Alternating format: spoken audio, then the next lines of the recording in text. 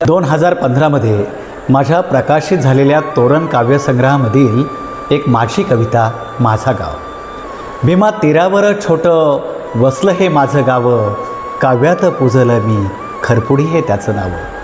आहे नदीवर बंधारा, झाली शेती हिरवीगार, बळी राजाच्या कष्टातून पिकती पिकेही हजार.